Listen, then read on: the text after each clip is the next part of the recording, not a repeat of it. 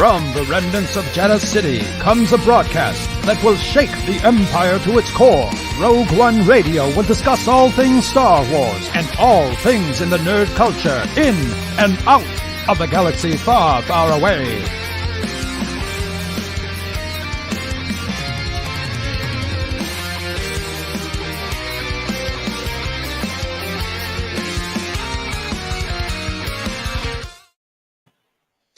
Hello, everybody, and welcome to another episode of Rogue One Radio. I am 1/3 of your host team, Steve, and with me tonight is Nicole. If you were listening last week, you know that DJ will not be with us today, but we've got a guest coming on for a little while with us tonight. It is episode number 99. Yeah, I know. Wait! We are so close to triple digits. And tonight we are going to be continuing our journey to Andor to talk about the locations of Rogue One. We're going to be talking planets. It's going to be fun. Yeah. It'd be a joy. So, with us tonight for at least a little bit is our Scuttle Daddy, Ro. What's up? What's up? Notice this. That looks so good. I was mad. I wish I would have ordered a Scarif shirt in time for tonight because I would totally be rocking a Scarif shirt. That would be awesome. Wait till the sales. Wait till That's the what sales. I tried to do. That's what I tried to do. Yeah. Good. Yeah, I need to. I think I've already got our new logo up on TeePublic. Very sure nice. Excellent. Cool. So let's jump in with our first music break. Did I get them all together? Okay, so this one comes from a singer-songwriter by the name of Billy Pettinger. She also goes by the name Billy the Kid. She's been around for a bit. She is originally from Canada, but I believe she is now living somewhere in Alabama. I want to say Alabama. Billy, if I'm wrong about that, you can hose me later, but I seem to remember Alabama being in there. Anyway, she just released a new single back on the 1st of September, and we're going to play that single. It is called Do Nothing.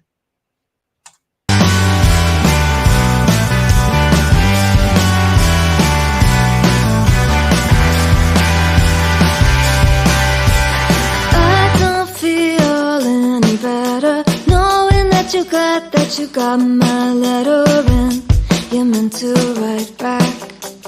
Everybody that I know seems so happy. Look a little closer though, you'll see it's all an act. Why do they do that? I used to think I was meant to do something. All I'm really good at these days is running, taking off and checking out. Didn't amount to nothing. I'll stay right here. I'll stay right here. I'll stay right here and do nothing.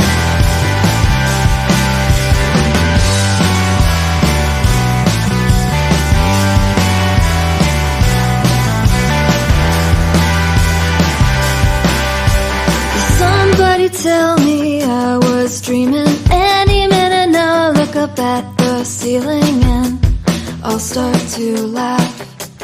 None of this is real, none of this is happening. I say to the mirror as I just keep laughing, you can't take it back.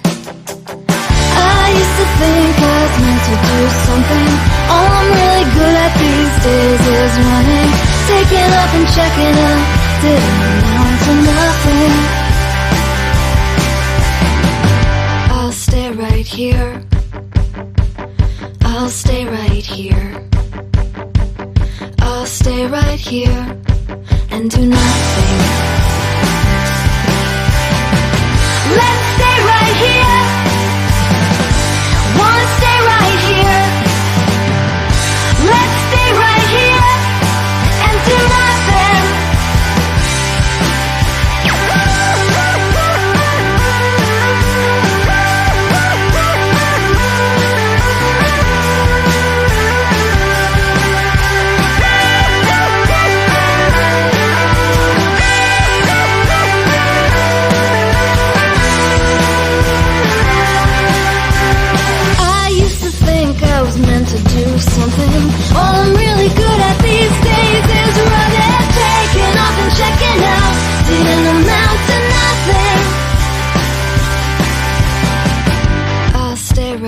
here.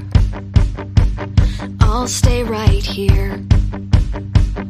I'll stay right here and do nothing.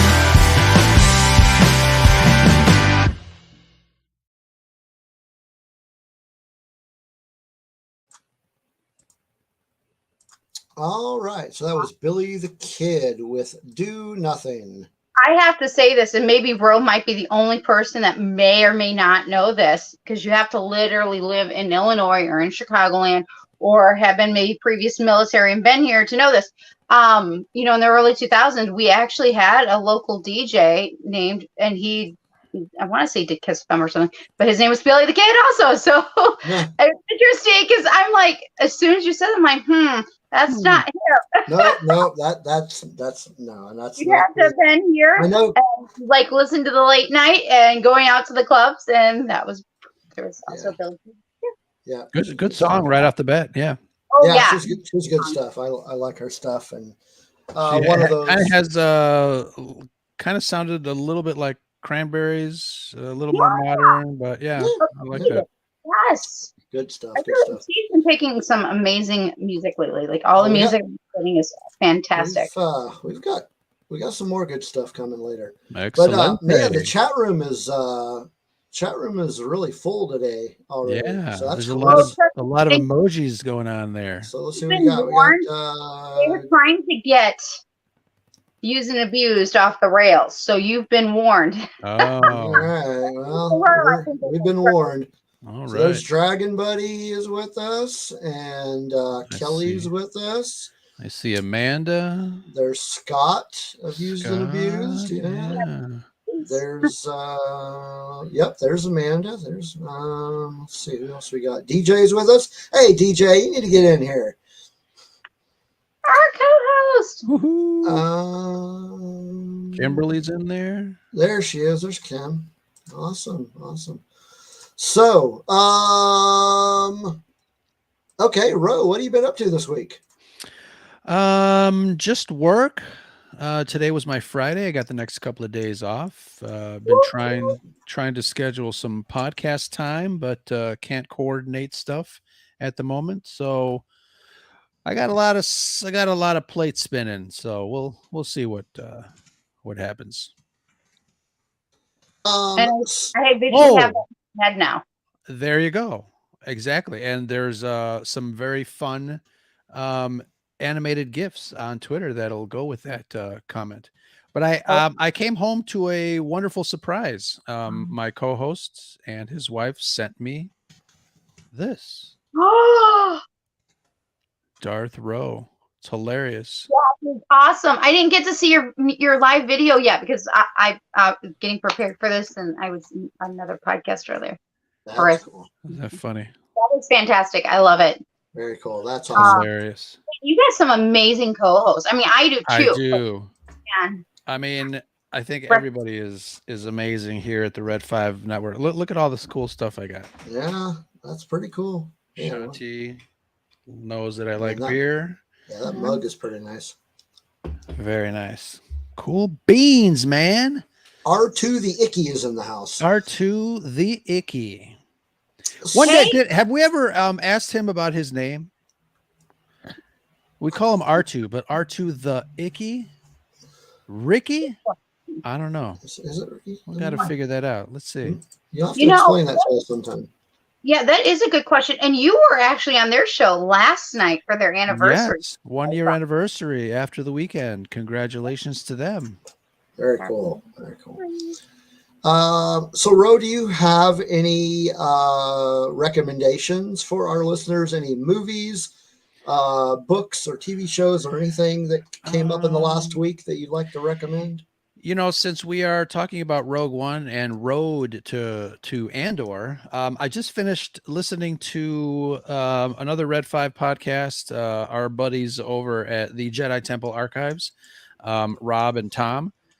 And they were talking about Saw Gerrera, and Tom actually recommended that Rob read the book Rebel Rising.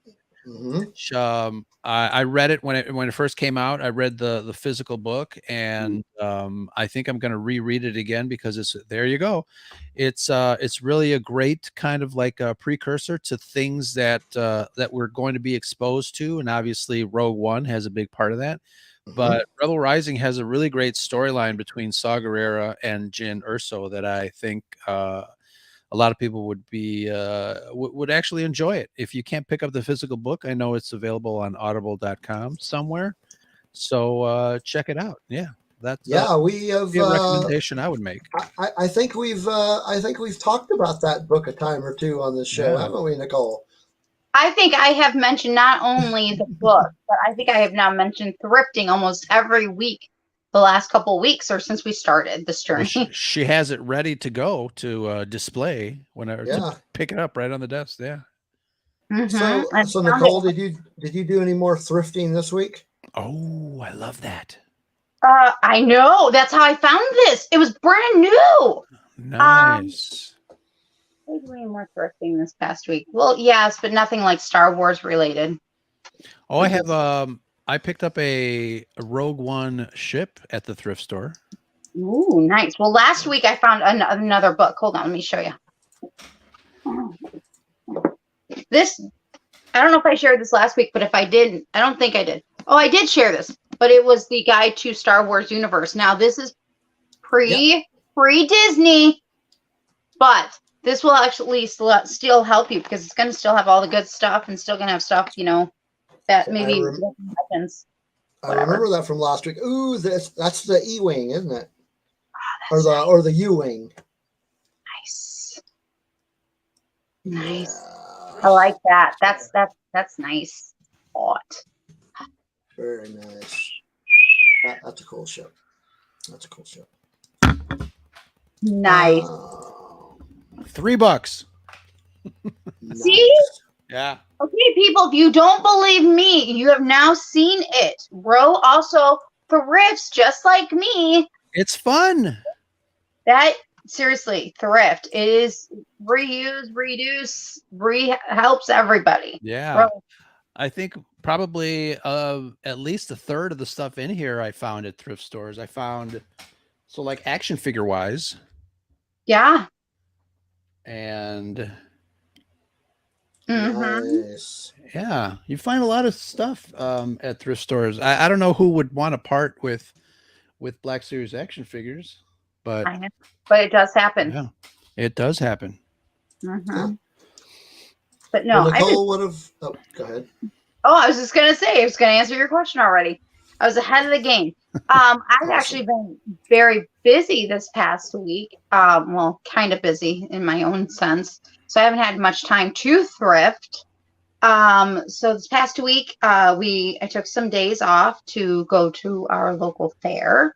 The local fair, we actually had some memorial benches done for my grandma in her honor and in her and my grandpa's honor. So, and it would have been her 83rd birthday this year. Would have been. So this is the first one without her. And so we had people that came into town, and we were so pretty much every day I was at the fair. Just at some point with various family members, and then Friday night went to go see Trace Atkins, which was a really good concert. So I was busy doing that kind of stuff, so not much time to thrift. I did a little thrifting, but nothing that Star Wars or Marvel related. Most of my stuff was bought there. None of it's like, sci-fi fantasy related. Well, you got any recommendations for the week? I will give a precursor because I actually don't have a book recommendation. Yes, I do. Yes. What else did I do this past week? Okay, and over the weekend, other than the fair. Okay, and tell me. Friday. Okay. Season 5 of Cobra Kai dropped, and it was awesome. You finished it already? What? You finished it already? I finished it. There was even a surprise in there that I was not expecting. Like I was expecting, but I think I was expecting more for next season, and then it came this. I thought I lost my mind. for about a good like 5 minutes. Really, really, really, really good. You know, we'll be talking about the Parsecs here shortly, but I can't say it enough. It's like our shows may not make the Emmys, but dang it, they are so good. In fact, they actually even did a tweet about, yeah, sorry, we were busy out watching our show, you know, something like that. Here, but it's true, and their numbers are showing it, and it's actually getting really really good scores across the board. So Cool. I loved it. That's my recommendation. Cobra Kai season Awesome. 5. I still haven't finished season 4, so It's a great show. Yeah, really great show. Like this, and I love, like, it seems like every season they bring in like older, like the old actors to come in and continue their story. So it's really, really great. No spoilers. No spoilers. Yes, I know. I cannot wait for I'm already excited for season 6. It's interesting. So this is how I know I really enjoyed a show, is I always end up going back and watching everything from the beginning up into the new thing. Nice. Started back to started Cobra Kai season 1, so I can start going back through to get to 5 again. And I love it.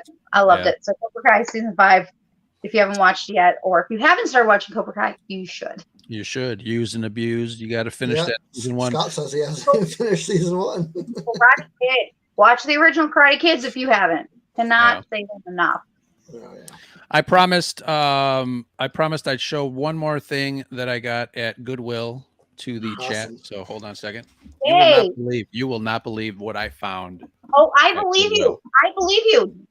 I do it all the time. What are these? Are they being naughty? I love our chat. Oh my goodness. Okay. At the Goodwill. Okay. No. Okay. Do you guys not remember? I could have picked up a bucket head, but it was more on the toy end. And I just didn't know if I wanted it or not, but it was toy end. And now you're making me kick myself in the booty. Or in my scuttlebutt, bro, that I didn't just grab it. If it comes through, if another one comes through, I might have to get it. I got to figure out where some thrift stores are around here and go looking around. So that's the thing about thrifting. So there, you walk in, you see something, you're like, you walk around, you're thinking about it. I had the same thing. I saw a Terminator, the robot, the maquette. It was on a platform. It was the metal exoskeleton of the T-1000. Really beautiful sculpture. They wanted $75. Oh, okay. I know it's kind of it's worth that. But I left, not saying, you know what, I'll just I'm not going to get it. I changed my mind like an hour and a half after I left the thrift store, and I came back the next morning. It was gone. Yeah, gotta be careful. I will say this: it is Halloween season, so keep an eye, because some things into the Halloween bin are Star Wars related, and that's where you might find small things, not just for Halloween, but just for keepsakes. That not every person, maybe somebody who's not into, dare I say, into Star Wars, might be like, "Oh, this goes here." Somebody's ex-wife. Never know. All that stuff, and Dragon Buddy, I could not believe it. But thanks, Ro. So, I haven't been up to much this week other than work. Getting ready to take another trip to Chicago. See, and you keep coming, and I haven't seen you yet. Whatever, it's fine. I saw you in July. So, did you see Ro? Come on up to Riot Fest. No, I didn't see him the last time I made a trip. Correct. You're going to Riot Fest. No, I'll be working. So I'll be there. Well, I'm going to leave here on Thursdays, but I'll be there on Friday, Saturday, and Sunday. Nice. So that'll be cool. I'll listen to some cool music there at Riot Fest. And come on up, Nicole. Let's get drunk. Other than there you go. I'll take you up on that. Other than that, what else have I've been watching some movies, going to the theater every so often. I went and saw the re-release of No Way Home. Oh, me too. I saw the re-release of The Blob. Not the 1980s version. We're talking the old 1950 whatever with Steve McQueen. Yes. And that was just a couple days ago. I went and saw The Blob, and that was Yeah. fun. I was the only one in the theater. Party I'm like for looking one. around, going, "Where is everybody?" It was your own private theater. But it was. But my recommendation for the week is another movie that I saw, and this was not a re-release. This is a new movie, and the name of the movie is Medieval. And it's a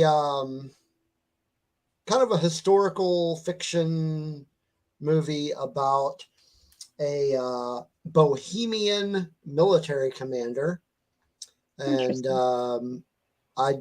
I'm not going to try to say his name because I'll butcher it. It's Zizik or something. I can't remember what it is, but it's the only familiar face from the movie that I could think of off the top of my head was Michael Caine. So he was in it, but he wasn't the main character. He was just kind of a side character. But it was kind of, as the name tells you, it was a medieval-based movie based in the Bohemian region, which is kind of basically kind of part of bits of Austria and Hungary, kind of in that area. Yeah, very familiar. Yeah, so it was a good movie. Me and Mandy went, and she doesn't normally like that kind of movie, but she went with me, and we had a good time. It was good. Yeah, I liked it. It was good, decent movie. What are you doing? The baby kitten is attacking my foot. I want on the camera. Oh, get. No, he ran away. All right. Stinker. Yep. You almost got an Andor. A glimpse of Andor. Where'd he go? Anyway, careful. so that is that's what I did, and that was my recommendation. Very nice. So, as if you don't already know this, we are part of the Red 5 network. Link down there, bio.link/Red5. Lots of amazing podcasts. What are we up to now? Like 37? Something like that. 39, I think. 39, yeah. And they're all great. They're all worth listening to. So if you can't find a podcast on this network, you are not looking hard enough. True. So if you are watching us on the YouTube, make sure you subscribe to our YouTube and like this episode and comment on it and ring the bell, all that good stuff, so you never miss an episode, and be a part of our YouTube community.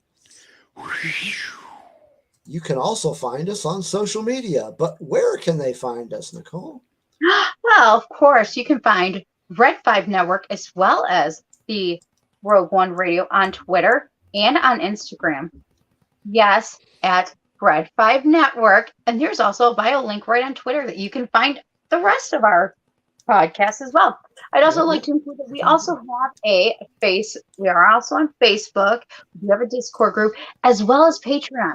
And if you are one of our patrons, please check out your emails and go look, because there was an announcement a few weeks ago. I think we're kind of just extending it at this point to next week, just so we can get as many people as we can into our special something.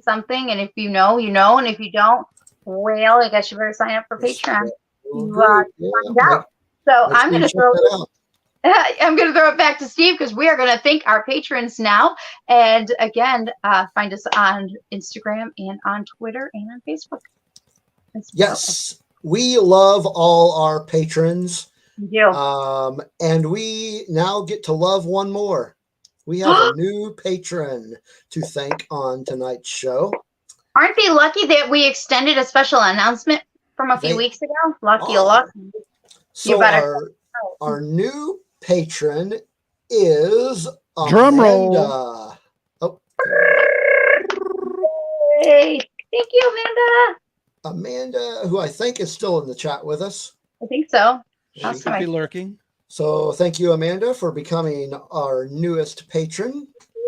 Woohoo. And our other patrons that we couldn't do the show without are Kelly and Chris, aka Lunar Girl and Dragon Buddy. Woohoo. Don from the Escape Pod. Della Snooch. Nicholas from Backyard TARDIS. Super fan of all Red 5. Yeah. Scott and Kim of Used and Abused. Woohoo. And also our very first patron from way back, Dave Brown. Thank So you. thank all of you for becoming a patron, and spread the word and get more folks on there, and they can enjoy our Special things. special things. We're starting to get more exclusive content, and it's getting there. We just recorded me and Blue just recorded an audio only special exclusive podcast where we talked about technology and magic in the MCU. So that was an interesting little discussion. I think that is it with our housekeeping, and we've got another music break. Who's ready for more music? Yeah. Heck yeah. All right, so this song comes from a band out of Belgium called Charlie Bit My Finger. So they have a new album coming out toward the end of October on Thousand Island Records called Back and Forth. And this is the first single from that LP. It is called Breaking Out. So here's Breaking Out by Charlie Bit My Finger.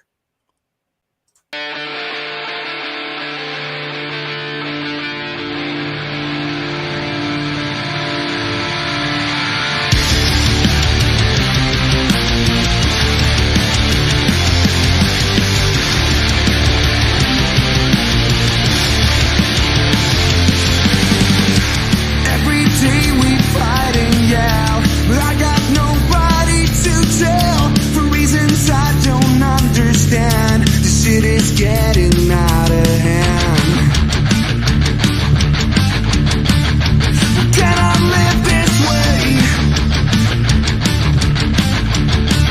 I'm breaking out. I can't keep up. Tears I cry, but it's more now. For me, you've died. I'm counting all the times your polluted lies. I'm breaking out. We're ready to fight the lawyers inside. My soul breaks down. What can I do? I'm letting down the only one I have, dear. I'm giving up my only right. Scared to lose what I have lost. We have only to see that that's not fair, dear. I'm breaking out. I can't keep up. Tears I cry, but it's more now. For me, you've died. I'm counting all the times of your polluted lies. I'm breaking out. And you acted pretty psycho. You wasted all my time, though. And after all, you're crazy. And you'll never get back into my life. Never get back into my life.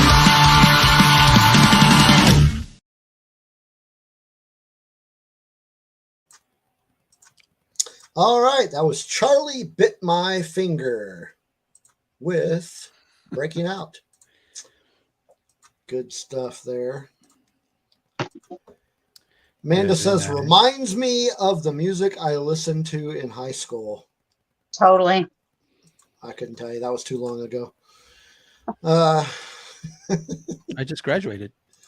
Yeah, I don't know what you guys are talking about. We Yeah, all just exactly. graduated. Yeah. We're just Yes. kids. Yeah, not me. One of Oh, us is being honest, and the other two are being honest, just in a different way. yeah, no.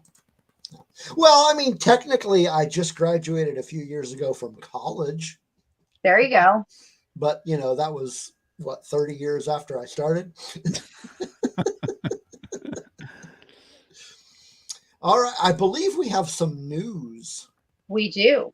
Are you ready for some R1R news in a flash? You got me some images. I do have some images.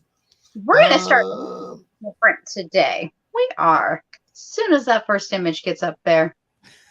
Are you wanting me to pull up the one that you sent me last?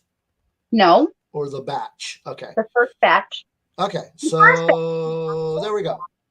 All right, news in a flash. We're actually going to begin with some gaming today. So before I get to some gaming news, I wanted to put out a quick reminder that the Red 5 Network has the Red 5 Gaming, and you guys are more than welcome to come and join us. So you can find us on social medias. Tomorrow night, Extra Techie will be hosting some Mario Kart as well as some Jackbox. So something again to find on the social media. So I thought I would throw that out for everybody as a quick reminder. They can join us.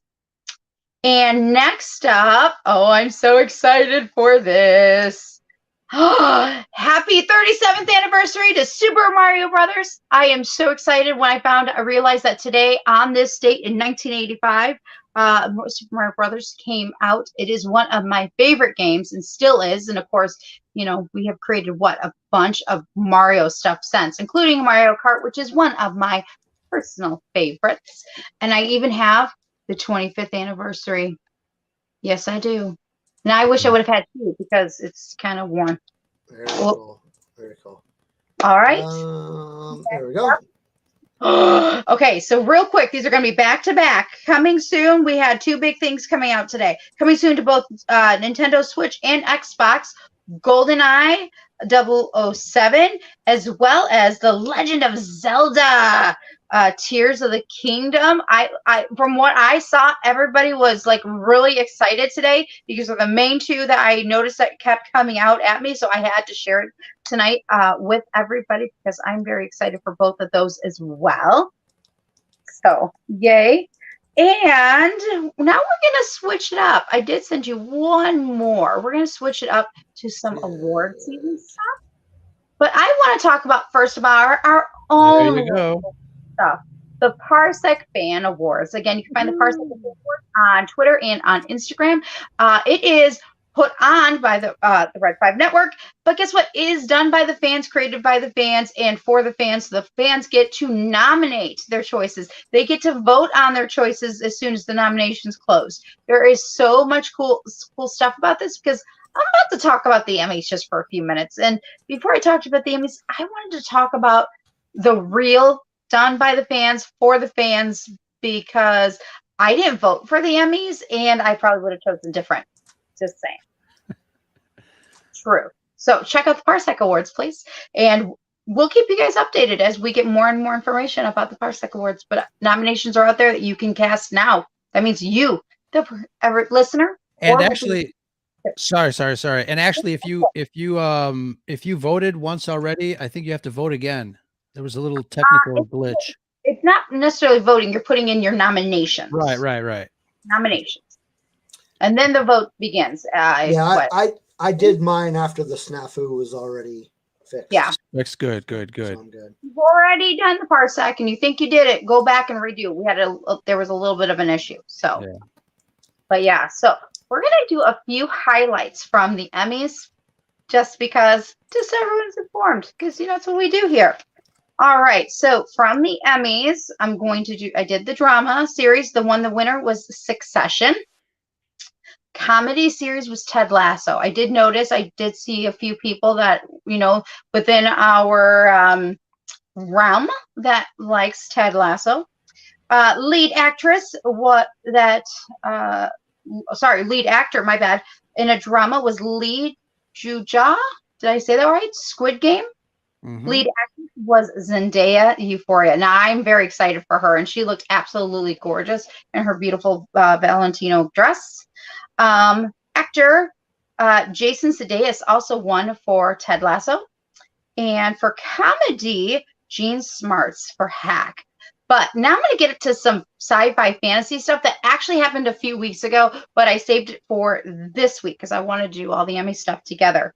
All right, here we go. Stranger Things actually came out with 5 winning awards, and I'm very excited for them.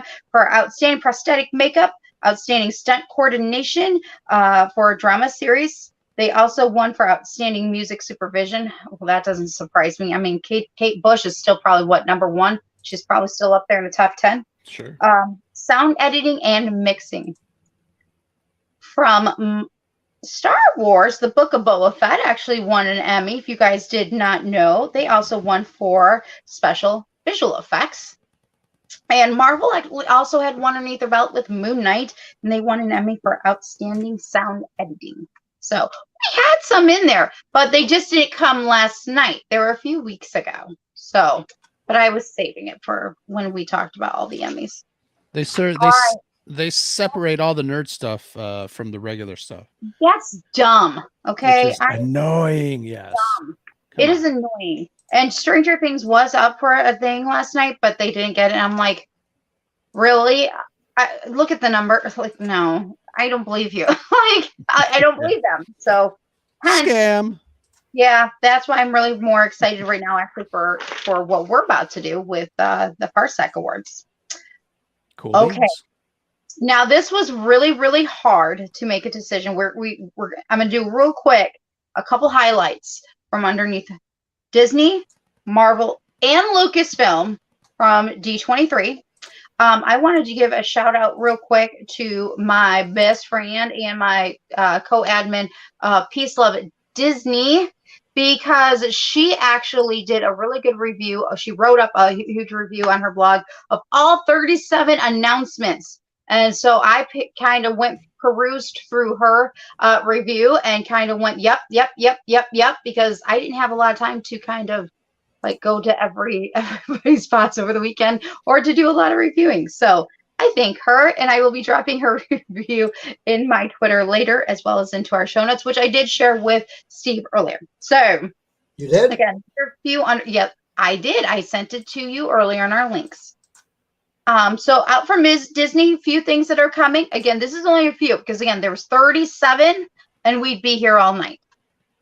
All right. This one's already known, but I have to enjoy it because I absolutely love it. And that is Hocus Pocus is coming out September 30th on Disney Plus. Disney Disenchanted will be on Disney Plus on November 24th. This one I'm excited for, and that is Mufasa, The Lion King is to be released in 2024. I'm very excited to see what will come of that. Again, this is just a few from each because, again, 37 is a lot.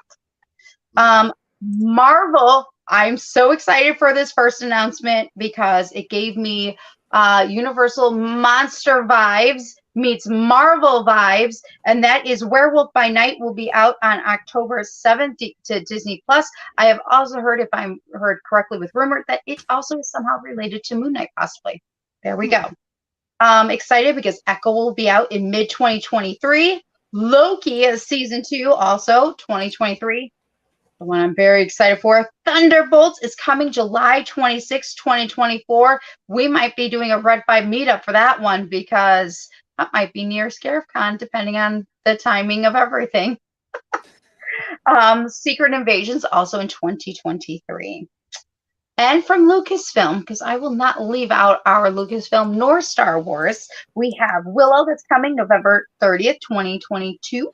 Indiana Jones, finally, June 30th, 2023. And The Mandalorian is going to be out in 2023, as well as Tales of the Jedi, October 26th. And of course, as we find out more details, we'll let you know. But that is where we are. Very cool. I'm grateful for it all. There's so much. There was so much that I was reading, and it was just like my brain just felt confusing. Like 37, you guys, we'd be here all night. Bro knows he actually did a podcast on that one. I remember I got in there for a little bit. So yeah, there's quite a bit. Seven. Good stuff. Mm-hmm. Ding ding ding ding ding dong. Who's dinging? So, that is my bell. I'm gonna have to skip out. Oh, no. Bell people. Check out the Scarif Scuttlebutt. But I am going to take off. I will lurk silently in the background as time permits. But thank you guys for having me on just for a little bit. Question, because we're about to hit the main event. And I already know this answer, but I just want to confirm. Oh, okay? let's see. What is your favorite Rogue One location? All right. I have two answers, but I'm not gonna go easy on this one. Obviously, we all know it's Wabani. Everybody's gonna say, "Oh, it's Scarif, duh." But actually, I'm fascinated by Jeddah because of its history, because of its because of its history, because of the mystery of you know the birthplace of, I don't know if it's the birthplace, but you know the Empire was getting kyber crystals from Jeddah. That's the home of the old temple. You've got the Guardians of the Wills there. The city looks ancient. You had the ruins of that Jedi statue in the desert. All that stuff is good stuff, and I want to learn more about it. So I would have to say Jeddah is my favorite Rogue One location. I want to learn more. Very cool. I thought you were about to say Scarif. I know. It's okay. Twists and turns. Twists and turns. That's right. But Scarif for vacation and a Mai Tai or a nice Coke and rum. There you go. It works. But there you go. There you go. But I guess talk amongst yourselves, and I'll catch you guys on the replay. Awesome. Thank you for hanging out. We appreciate it. Thanks. Take care, guys. Yeah, thanks for hanging around. So as far as D23 goes, aside from the obvious ones that I'm pretty excited for, I'm actually excited in my own little way for the release of Inside Out 2. Yeah. Again, I literally picked. So I was like, which ones do you want me to do? Because there was just so many. Like, there's 37. And I was just like, do I just do it all in rapid fire and then confuse the living crap out of everybody? But again, I will just share Jennifer's review list later, because I think that would be so much easier for people just to read.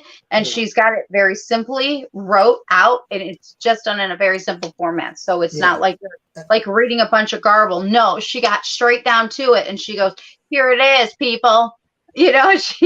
She actually additional stuff. So I will share her article later from her blog. She did a good job. So and I'll have a link to it in the show notes. Awesome. But our chat room's getting more and more full. Blake just came in.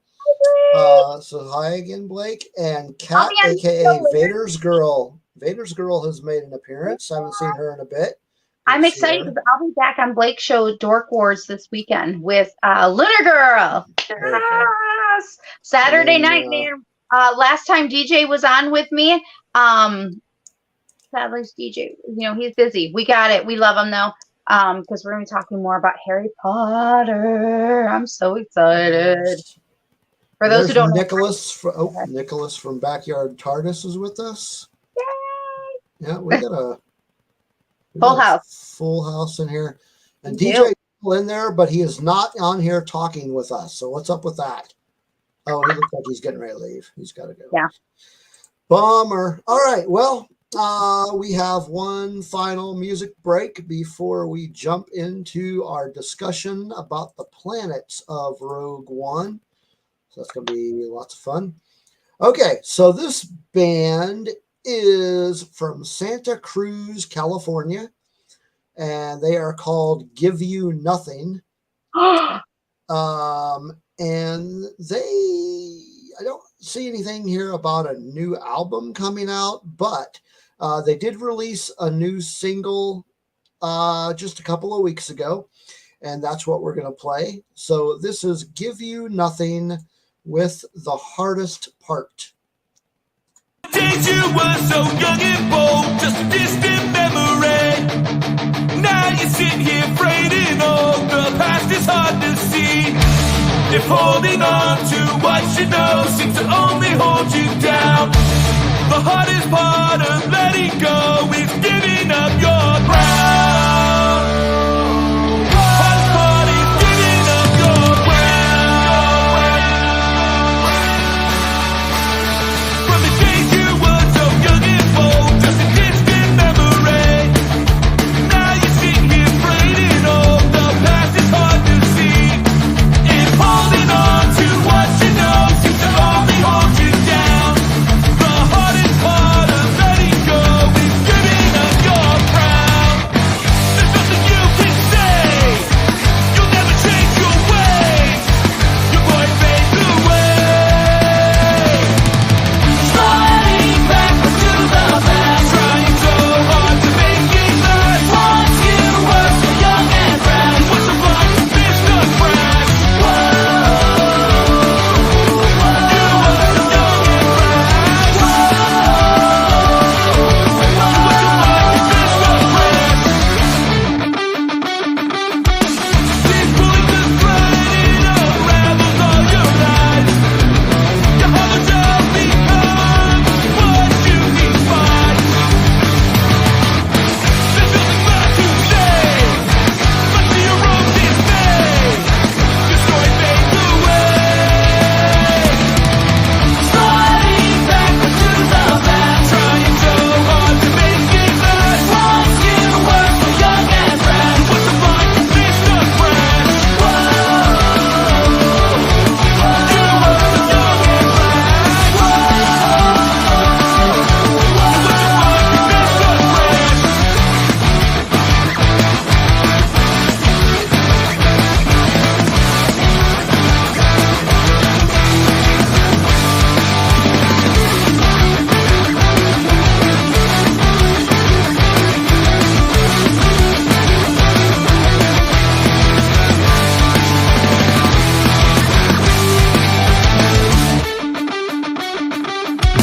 sliding backward to the past, trying so hard to make it last. Once you were so young and fresh, what's the point? You missed the crash. You were so young and fresh. What's the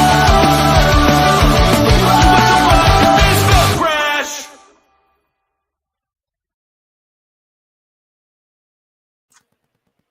All right. So that was Give You Nothing with the hardest part.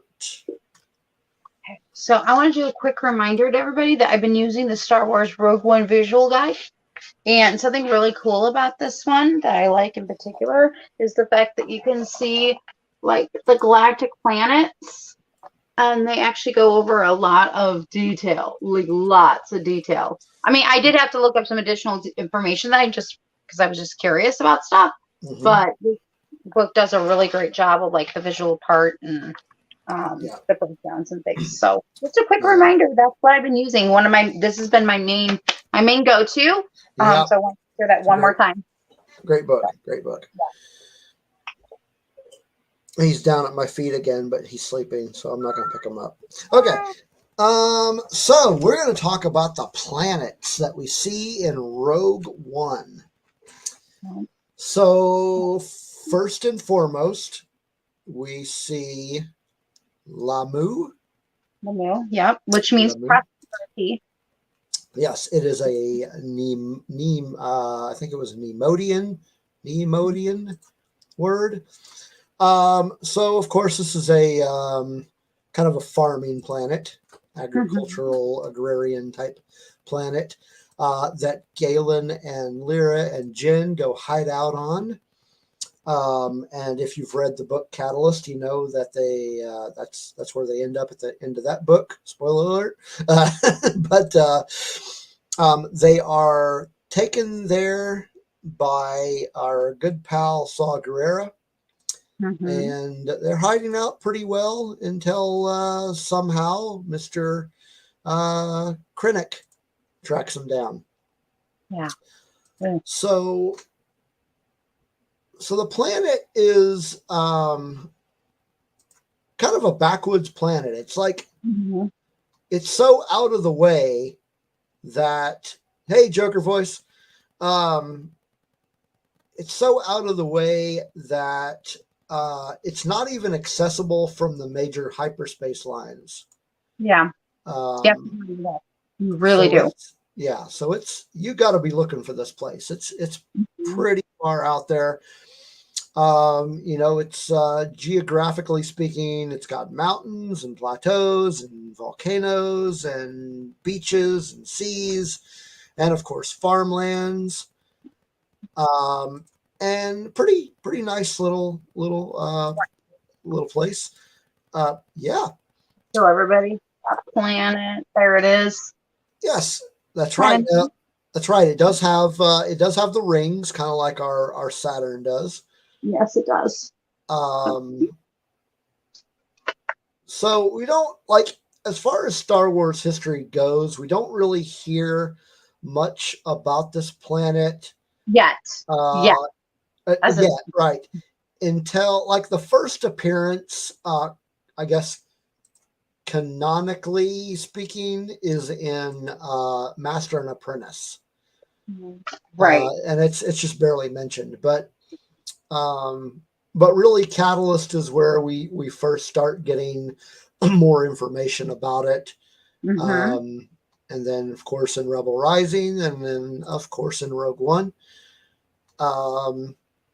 Yeah, because it's not mentioned yet, even in this other universe book either. So yeah. Again, I took most of my stuff straight from this guide. So that's the way to do it. So interesting thing about this planet in the movie, it was filmed in Iceland. It was, which is actually. Oh, go ahead. Sorry. I was going to say, which is not the only planet in this movie that was filmed in Iceland. I was just going to say the same thing. I was just going to say the same thing. I actually did look up all the different planets and where they were mainly done at. Mainly because, again, go on and on about one particular country that had a bunch of areas that was talked about. But yeah, I did some looking in that as well, and I'm missing one. I couldn't figure out where it was filmed, but we'll get to that. Okay, I'm like, wait, which one? Because maybe I have it. you might have it. You may have. I do. I've got my list right in front of me of all the places because I was very curious. It was interesting because, yes, I have this visual guide, but what I was most curious about is where everything was shot. And then I also went and did. Say hi to Jay. Hey, Jay. I did a double down, and I actually went and found some Star Wars official stuff, like an actual official behind the scenes stuff video. And they actually went through each of the actual locations, and I'm like, yes, this confirms everything I'd already read. And so it was nice to do that, but then to see them, talking about it. So, very cool. Yeah. So yeah, this is a cool planet that we don't get nearly enough out of. Yeah. So I'm hoping that they explore this more in future. What would really be cool is, keep in mind, I'm very, very, very far behind on my High Republic reading. So I know that they have not mentioned it in the High Republic yet. But it would be interesting to get some more history of this planet. But, being so far from the hyperspace routes, there probably just isn't a lot of information or a lot of stuff going on there in the past anyway. But I've got a kitty cat. Hold on. Oh, cool. Crying outside my door. I'll be right back. I'm just going to open my door for her. You're good.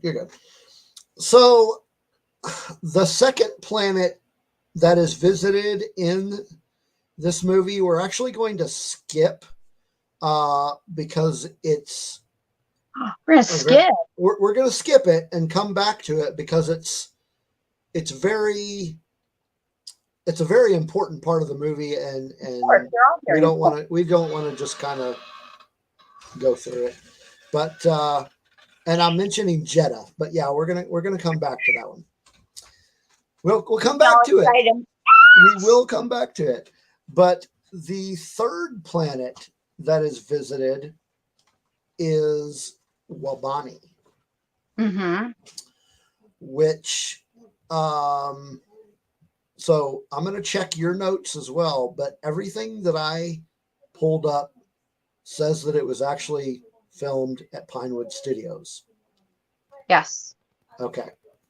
Yes. There was a lot of United Kingdom and a lot of Pinewood Studios. Yes. Can So Wabani, of course, was the prison planet where we found Jen or so. And it's kind of it's not outer rim, it's more kind of like mid rim area. And it's really its only purpose was to serve as a labor camp, right? By the Empire. Now, I did read somewhere, and now I don't remember where it was at. It does make an appearance in the book Leia, Princess of Alderaan. I do believe so. I mean, I've read the book, which I have not read that one. Oh, I did love it. I did read it. I enjoyed it. I actually finished it pretty quickly within like maybe under 48 hours.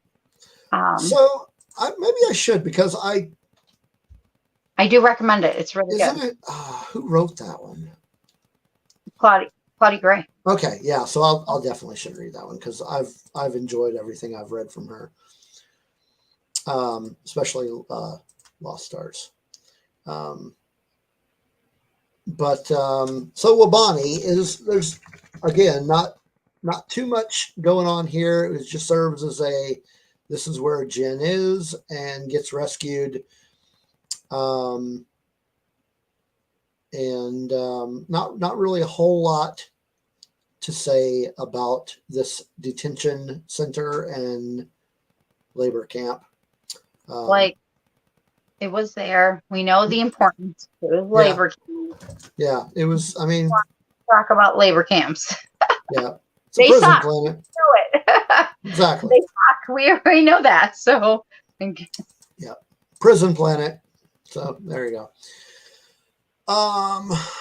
So the next location that we see in the movie is actually not a planet, but it's actually a moon. It is. And you know what I'm referring to? Death Star. Oh, I wasn't even. Oh my gosh, I didn't even include that in my list. That is United Kingdom, sir. Oh my gosh. Wow. I'm like, wait a minute. No, hold on. Did we?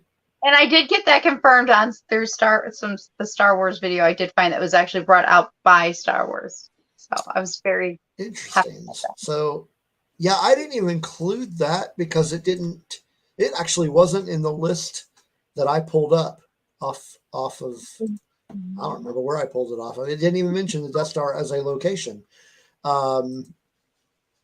I think mostly because maybe it's because the searching I was doing was kind of specific to planets.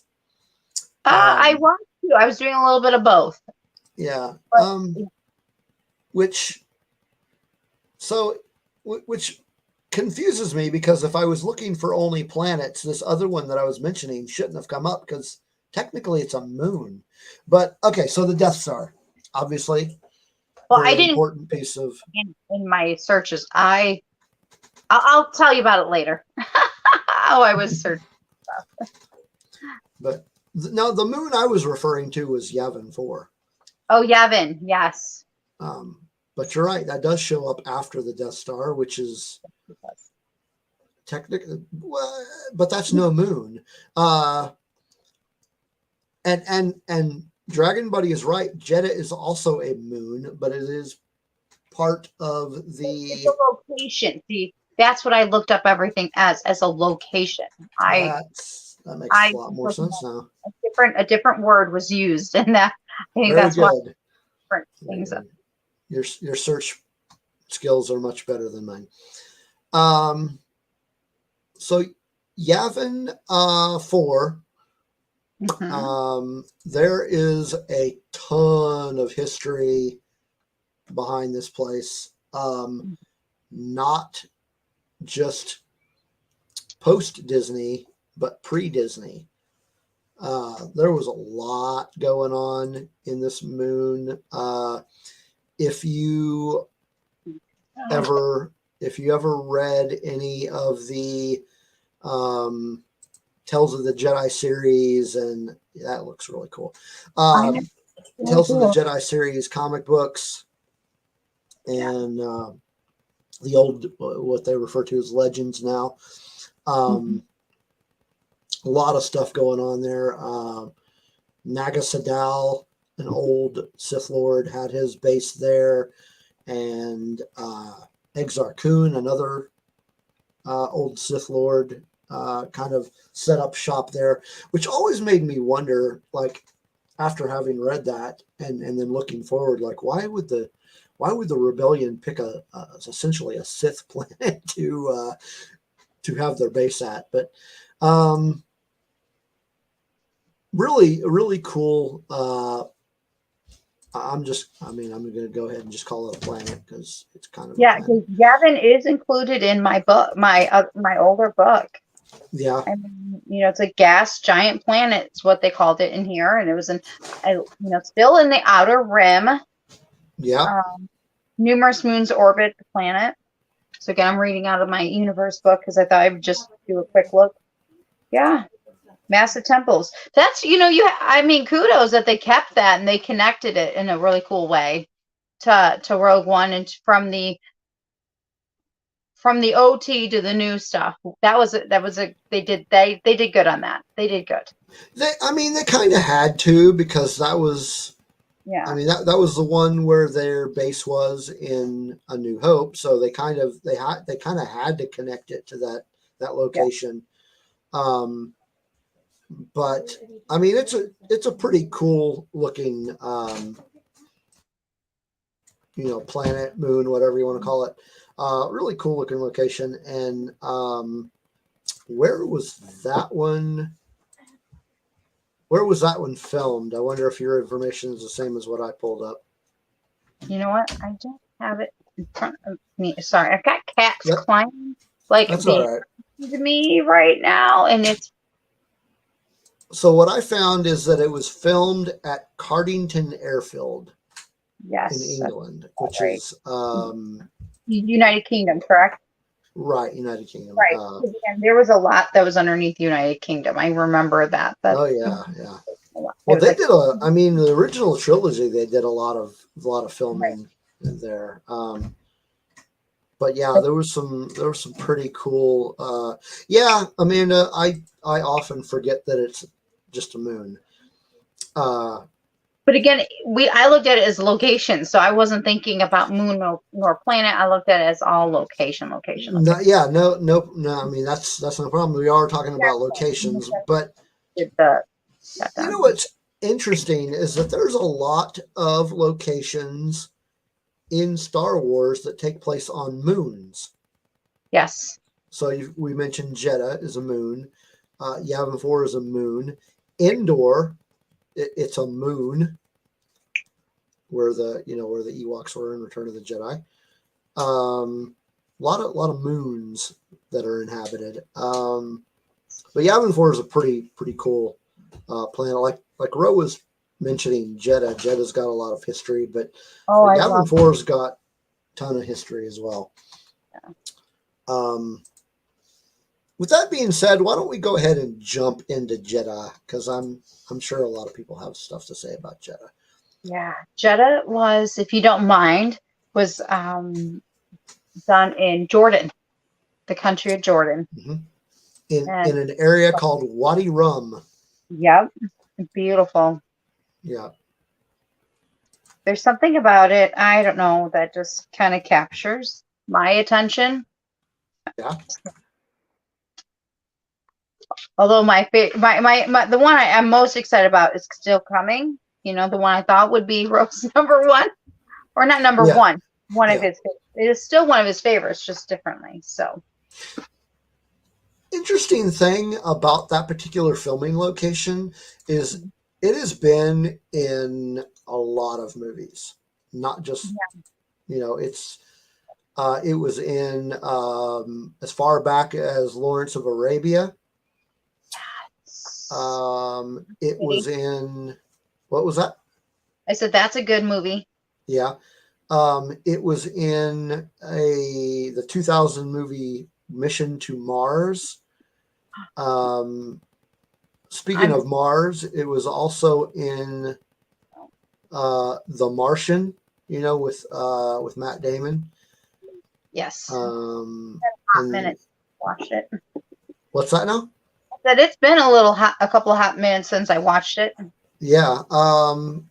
Let's see. It's been in a few movies about Mars. But it was also used as a location for the 2021 version of Dune. Mm-hmm. It was also used in The Rise of Skywalker. Yeah. And most recently, it was used in the Moon Knight series. Yes. But, Yes, it was. But Jedda's our favorite. Jedda's.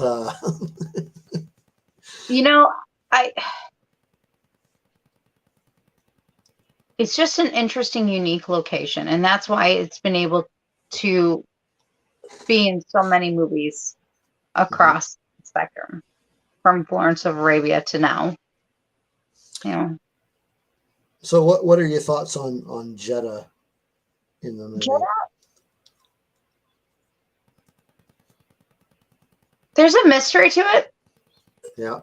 I will say that because I'm like Ro. I really want to know more because, again, I feel like I'm limited on what I know. I only have like this much information inside a book. Right. And it was able to figure out, it was done in Jordan. And I'm like, okay, that's cool. But there is something about it that's unique, interesting, mysterious.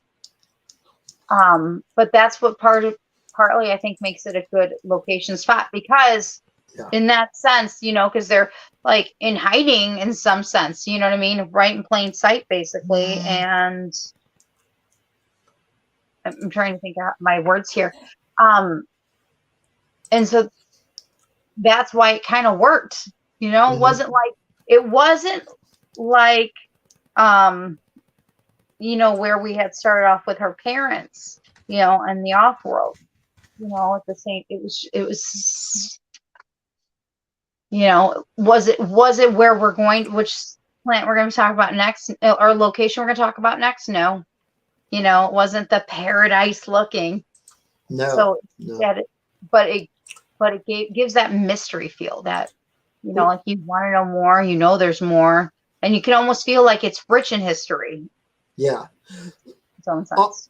On that note, I found this very interesting. I want to read from you a little excerpt from the history of Jeddah that I found on Wikipedia. Sweet. We like Wikipedia. This is a good one. The ancient world of Jeddah was home to one of the first civilizations to explore the nature of the Force and was considered a spiritual home of the Jedi Order, with many scholars believing the moon owes its name to the ancient religion. Mm-hmm. See, so this is probably why I want to know more, because it's like you can feel it. You kind of know. It gives that vibe off. And at the same time, we don't know about it. So it's like, unless you were reading a book, like you said, the Masters of Shells, because we were talking about tarot. I just butchered the name. Nobody heard. One of my favorite heroes. But yes, I feel there's more to it. I want to know more. Yeah. Yeah. Yeah, it's got a kind of a Middle Eastern influence in the city as you kind of explore the city as much as you can. Right, but it's got that historical, spiritual feel. Yeah. that I'm still figuring out because I know it's there. Maybe Yeah. it's just Force. Maybe I'm just one with the Force. Maybe. Y'all are technically. Yeah. So there's a book coming out in February. Sweet. Or wait a minute, is it already released? No, it's coming out in January 3rd. The High Republic, The Battle of Jeddah. Oh, interesting. So they're really by- going. They're gonna Yeah. go. They're gonna build on it. Oh yeah, they're reeled into this. It's written You know, by I'm gonna say- George. And George Mann? I don't it know. kind of makes me wonder if that's why maybe they've moved Andor once or twice, not just by a day or two, but like really when they originally put it out on the timeline, it makes me wonder if they were trying to time them out so that way, yes, this is coming out, so we know about Jeddah, but now we're gonna connect to Jeddah. Yeah. I'm all ready for it. I may read that one even without reading any of the other ones. You know, it might. I don't know if it'll be a full standalone, but I mean, I would be like you. I'd want. Yeah. Woo! Hello, welcome to the We Are Red 5. I've got a very Hold up. I'm going to show you the naughty kitty that's causing all this destruction. Oh, see, now she walked away. She just. Yeah, figures. I know. Our cats are like, they want us, but they don't want us tonight all at the same time. I'm like, no. Oh, we love our cats. So next location, it's not what you think. We still have 2 more to go before we hit that one. Oh, I'm so excited for what's coming. I know. But we can't forget Edu. Edu. Yep. Edu is also Yep. Iceland. Which is our second Iceland filming location. And this is described as a storm-stricken planet in the outer rim. Yep. And we really don't get anything about this planet until Rogue One.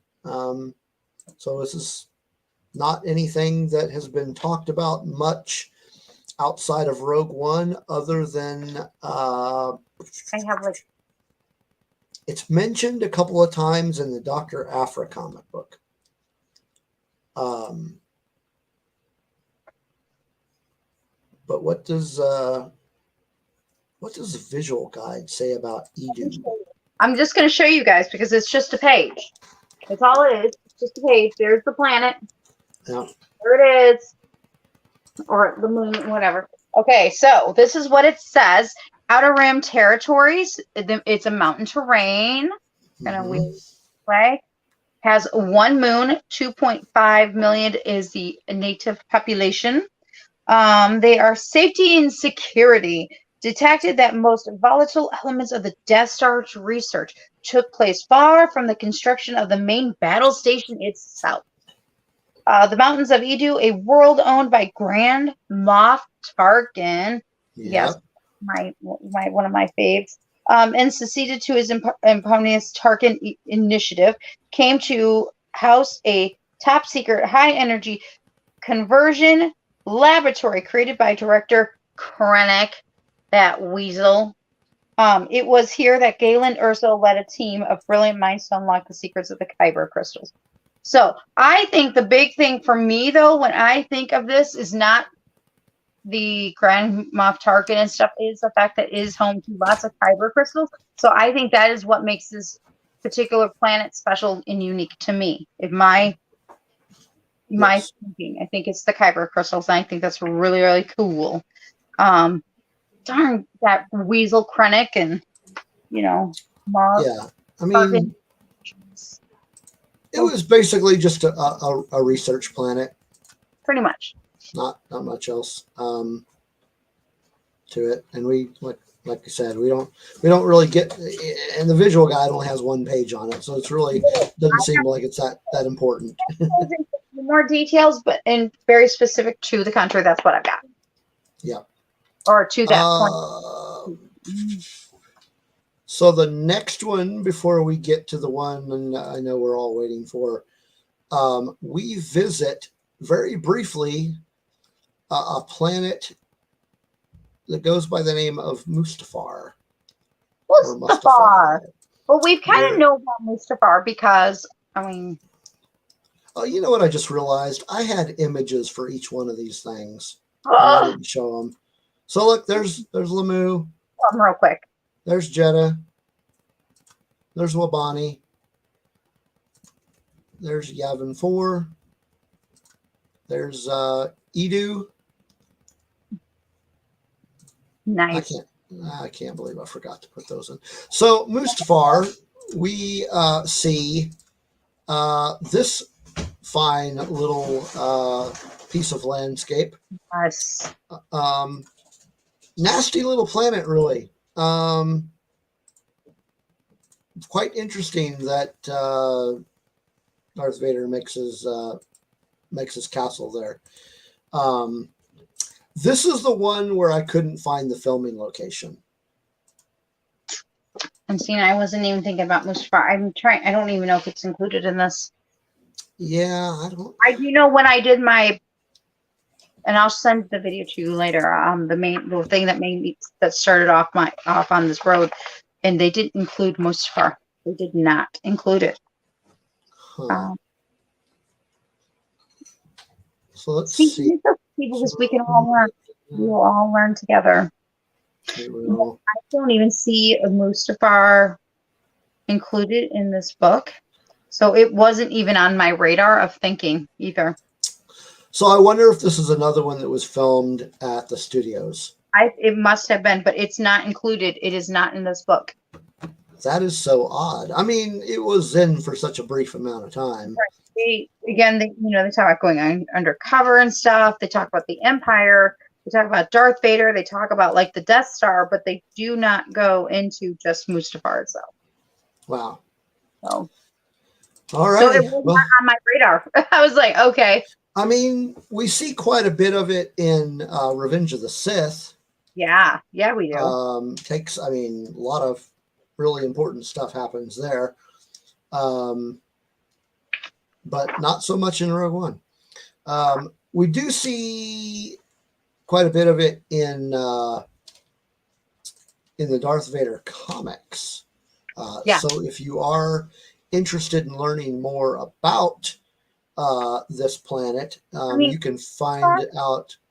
You got to remember that Mustafar was also in the Kenobi series. We got to see that a little bit. That is right. Yeah. Also, I'll just chill. Okay, it was in like the Force Awakens. There was little scenes where was it the Last Jedi? Was it in the Rise of Skywalker? We got to see the Mustafar. He started. No, I don't remember. Okay, it's okay, my friends. We can talk about it with. No one go crazy.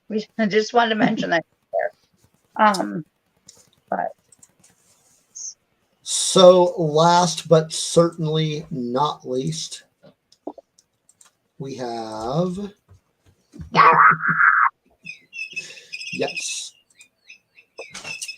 Oh, man. And where was this filmed?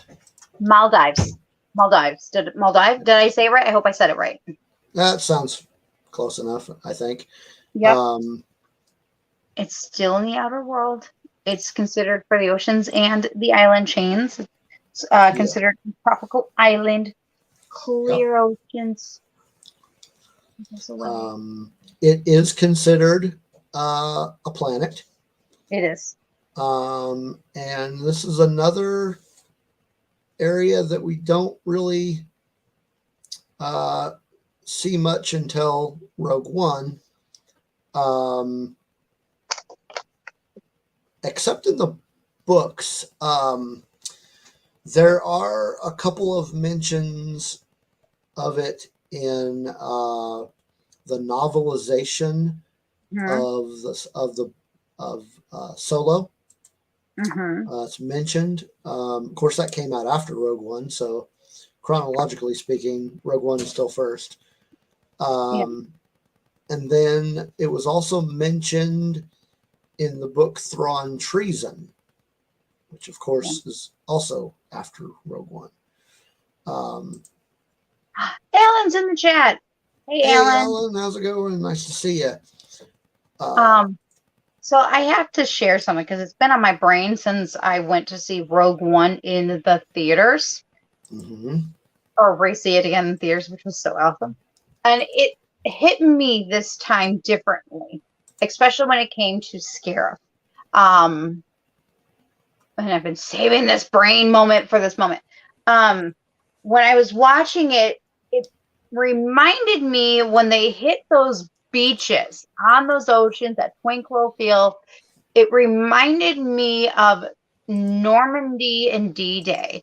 And I actually did research because I was like, I wonder if they drew inspiration from that. And all I could find was they called it Paradise. And I'm like, I really just want to talk whoever selected it and be like, okay, listen, were you guys thinking of World War II? Were you thinking of the beaches of were you thinking of the beaches of Normandy and D-Day and how they, hit that the battles that, of Scarif just kind of reminded me of the battles of Normandy, except instead of soldiers, we had stormtroopers and we had, our rebels, which, hello, we technically were the rebels in D-Day. So, it did make me wonder if they drew inspiration from that. And I swear, if I ever can meet the person who made these decisions, that would be one of my questions.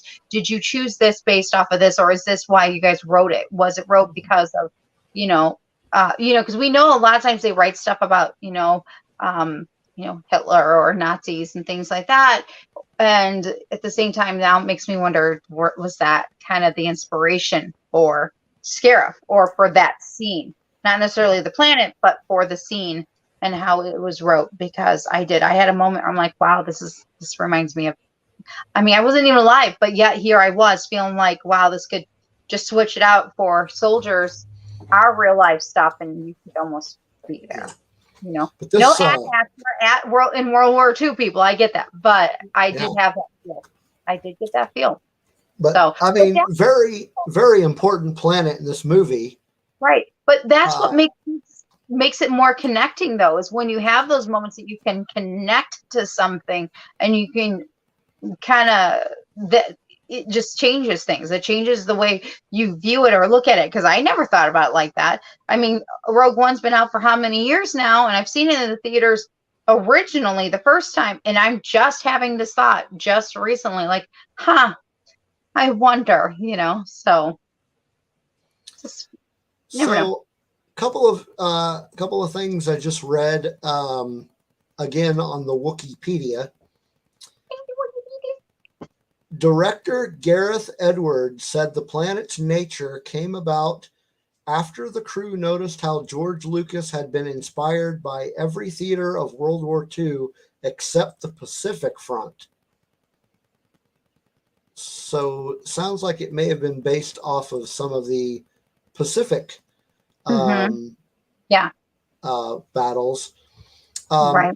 And another interesting fact here is that Gareth Edwards revealed that the planet's name came from a misspelling of his name on a coffee cup. They asked him his name. He said Gareth, and they wrote Scarif. So, like I said, very important location in the movie. The entire third act of the movie takes place here. And so much going on here. And it's where 98% of the characters in this movie see their demise. Right. And we're all whisked away. It's because it's in this tranquil, beautiful surroundings, and yet we have a battle that's happening here, but it's so beautiful at the same time. Again, that's why it reminded me so much of Normandy and D-Day, because those were beautiful beaches and oceans, and yet just like that, boom, you have all this stuff going on, and what was once beautiful is now, turning. Well, now it's no longer existing. So yeah, exactly. Yeah. Yes. But yeah, I mean, you're right. It's very, very tranquil looking, and it gets. I mean, it's taken over by this large, important battle, and it kind of what was peaceful and tranquil turns into a war zone, and Dragon Buddy. I don't know what that has to do with our discussion, but sure. Well, isn't he just part of the Empire? I think he's been talking to DJ. See, and Alan just said something that is just kind of puts a fine point on one of the reasons that we like Rogue One so much. Yeah.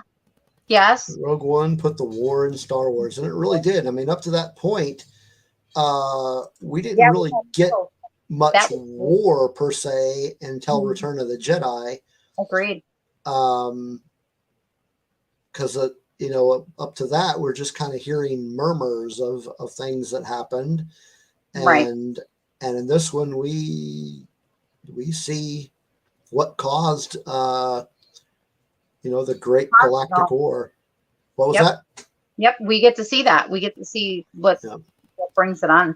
Yeah. And we're really going to see what brings it on here very shortly. Oh, in yeah. A week, what, in a day? Yeah. Gosh, yeah, you're right. That's yeah. Man, that is a week and a day away from Andor, and man, have you seen the newest trailer for it yet? I'm at that point where I'm just trying to not. I've seen whatever came out like earlier in the month, but now I'm just like, now what I saw in the theater is the last thing I saw, and that's all I want to see. I'm at like, no, I saw 9 minutes. I don't need to say anything else. Now I just want to be surprised. They don't really show anything new in the trailer. It's just kind of how they piece it together. Okay. Again, all I've seen, so the last thing I saw was the 9 minutes I saw in the theaters that you can now see on Disney Plus. Yeah. And I'm so excited because it's almost here. It's almost time. How could you not be? I mean, it looks so good. Amanda, she says, we're all holding on hope. Jen and Cassie really enjoyed that sunset. Oh, that is a bittersweet burn right there. The worst part is, yes, that sunset was gorgeous and beautiful, but it was so bittersweet because we knew what was happening, and it was sad what was happening to them. And they had a moment. A burn moment, that's for sure. Yeah. Oh, the heat is on, that's for sure.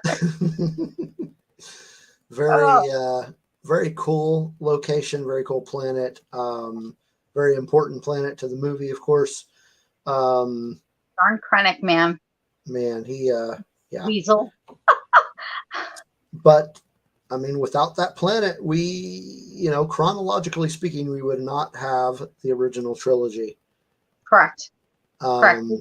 Kind of, I don't know, kind of some ways corrected things. I mean, I really did like Rogue One. I love it, you know. Yeah. Hence, we're doing the series. Yes, exactly. So we did a poll. We did do a poll. We did talk about things. Yes. We did ask you, the listeners, what is your favorite planet in Rogue One?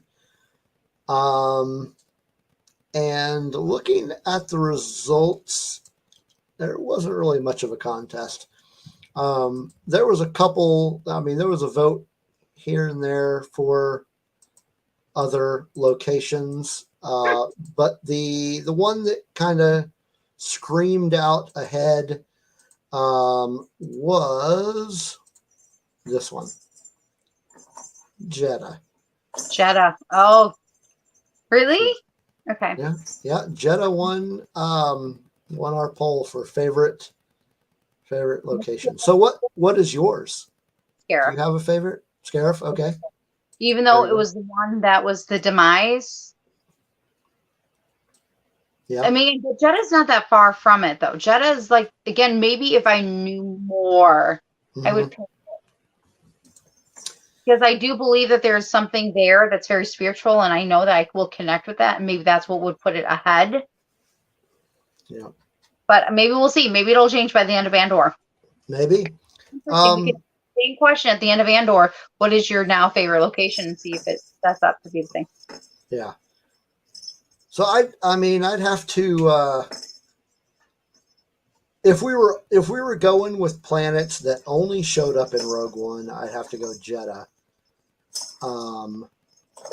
But I really got to go with Yavin 4 because there's just so much history, and having read all of those old Legends comics where they talked about it, it's just kind of nostalgic. And I mean, kind of hard to not be nostalgic about, you know, the you know, from New Hope when you see that for the first time, and how they bring it back, and then you really do get to see more of it than you did in A New Hope. We get to hear them mention General Syndulla.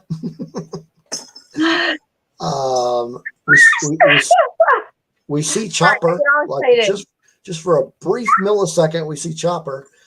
But yeah, I'm excited for other stuff, and I'm like, yes, give me Space Mom, give me Chopper, give me Rebels. yes. Now you're getting me excited for Ahsoka because I want Ahsoka. I want it all because now I'm like, no, give it to me. Give it to me. Come on now. No, that was another thing we talk about. I have to mention it because now you've mentioned Rebels, so I'm gonna rabbit here all day long. And that is, of course, they had the announcement of who's going to play Ezra Bridger over at D23 over the weekend. I did see that. And that was not in my I know, okay, you guys, it's a happy rabbit, okay? I behaved myself. I didn't include that because I only was including like the show actual announcement. I wasn't focusing on like other things. But that was announced, and that was pretty neat. I'm excited. Yeah. I'm excited for Rebels because we knew this was coming. It's just like, it's so exciting because like we knew it was coming, and we're like, we think this is coming, and then when you know, you know. Exactly. You just know. I mean, how can they do this without having Ezra? And when we get this official announcement, you can't bring Ahsoka back and Sabine without having Ezra. I mean, honestly, we might have a riot on our hands. Here's the thing, though. You know what that means for the Ahsoka series is freaking awesome. Well, it's going to be awesome, yes. But with this announcement that we've got Ezra, that can only mean that we will be getting another character that I don't think has gotten official mention yet. It's your favorite. Thrawn? Thrawn. Oh, we know Thrawn's coming. I thought you meant what's Chopper? No, I was thinking about the rest of the Ghost crew. That's why. Well. Yeah. And no, I do not want. I like Freddie Prinze who voices Kanan, but I don't want to see him as Kanan. I don't see him as Kanan. Sorry, don't hate me. I don't think he can be in there. He's dead. Well, like if they ever did like a past or flashbacks. A flashback or a hologram. Yeah, I can't really see him. I can see him as the voice, but I can't see him as I can't see him. Sorry. Don't see it. And yeah, I can't see Freddie Prinze playing Kanan. That wouldn't. And speaking of Ahsoka, again, I'm gonna do another rabbit. Was so excited, and I had a feeling something was coming because Ashley's been very much on the Comic-Con scene. One, she always is because she's part of her universe. She does a lot of things, but the fact that she's going to still continue to voice Ahsoka is so exciting to me. So we get Rosario Dawson, and we get Ashley Eckstein, and I think that's amazing. Sorry, I'm squirreling a lot now here at the end, or rabbiting, because I'm so excited for some of the things we heard and found out. So we already know that there's going to be flashbacks because right, but I there's mean, gotta like, be well, but I mean, the reason I bring that up is we're going to get Hayden right.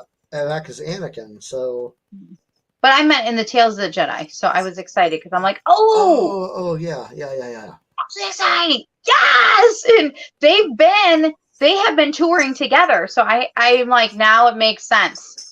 It makes sense. It's like, well, duh. You know, she's been with her Sky Guy, you know, this whole time, and they've been touring, and they knew what was coming, you know. So it's like now we're in on the secret of what they probably already knew for how many months. Sorry, you guys. He mentioned Rebels, and I got excited. It's kind of hard not to get excited. I mean, filming's begun on Ahsoka. It started back in May.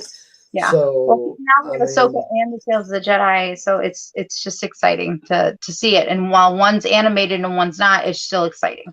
Yeah, it's gonna be good stuff. We're gonna have a lot of fun. Mm-hmm. It's gonna be a good couple of years to be a Star Wars fan. Oh, I hope so. I know not a lot of people are happy that we're not getting anything on the big screen, but it's kind of like I'm okay with that. Can we just enjoy what we are receiving? Just a little bit, yeah. I'm okay with that because you can get more character development out of a TV series, potentially. Truth, and I think we are going to get that. Yeah, well, sounds like we're definitely getting it with Andor. So more Dooku, like it's there's just in Qui-Gon Jinn. Yeah. Hallelujah! Like I hear, yes, give it to me, and I'm excited because I feel like Andor is the next step to this.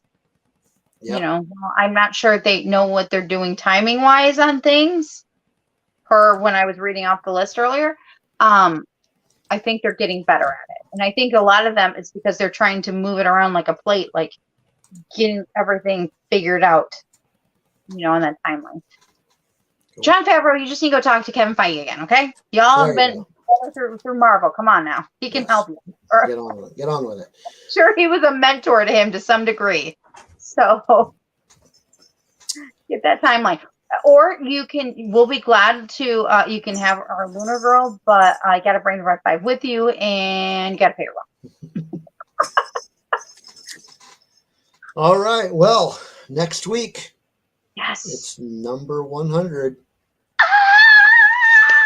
And we will finally do our patron announcement for everybody to know and see. There will be something very special. So if you're in the audience and you have yet to do what we have asked you to do, or if you've not read what you're supposed to have read, go look now and get back. Yes. Yes. So if you are a patron and haven't checked out that video and done what we have asked you to do, get on it. And if you're not a patron, now is as good a time as any. And next week, I will make that a next announcement. And I think we'll have another announcement coming too, just for everybody. So speaking of, let's see, where are we at with our YouTube anyway? Our YouTube community is now at 128. Yes, 200 people. Can you please like and subscribe? Please share us and share us to your friends and tell them your friends to share with their friends and their family. That'd be great. Let's see if we can get to 150 by next week. That would be good. 200 would be better, but 200 would be much better. But yeah, we get to 150. That'd be nice too. Get 150, yeah. And if we could get to 10 patrons, that'd be kind of cool. That would be cool. It's a challenge. That's a challenge. That would be a good treat for our 100 episode celebration.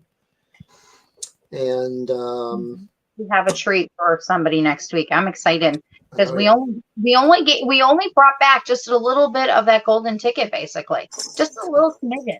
Just a little bit. Alrighty. Well, everybody in the chat, thanks for coming in and talking with us tonight. And come back next week, and we'll be finishing up our journey to Andor and celebrating. and celebrating our 100th episode. Finally. All right. So we'll see you next week. Thanks again. And thanks for Ro for coming in for a little bit. You. And as always, may the force be with you. Night, y'all.